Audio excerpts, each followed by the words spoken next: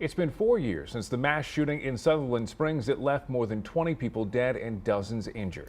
The victims' families now taking the U.S. government to court, alleging the Air Force could have done more to prevent the shooting. Eyewitness News reporter Zach Briggs has more on day one of the trial.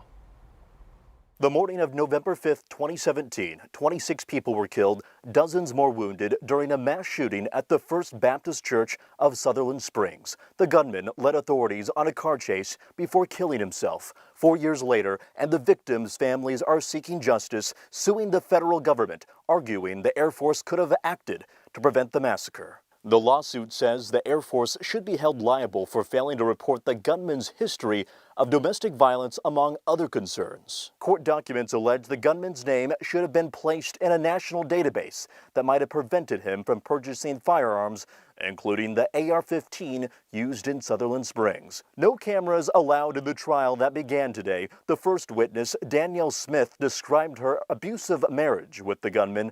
Smith says he would lock her in the house using furniture and cinder blocks to block windows and the garage door. Smith told the court her husband was an atheist and a gun fanatic who beat her, forced her to have sex, and watch him shoot guns on his parents' property. Smith says the gunman tied her up and left the house wearing a ballistic vest, black mask, and multiple guns. The second witness, Texas Ranger Terry Snyder, says the investigation revealed the gunman was not eligible to purchase the 3 firearms brought to the church. This is because of a previous domestic violence conviction. Snyder says there was no communication between the Air Force and FBI regarding the felony conviction. Smith testified, saying she believes the gunman carried out the shooting as punishment for wanting a divorce. The trial resumes tomorrow. Zach Briggs, KENS 5 Eyewitness News.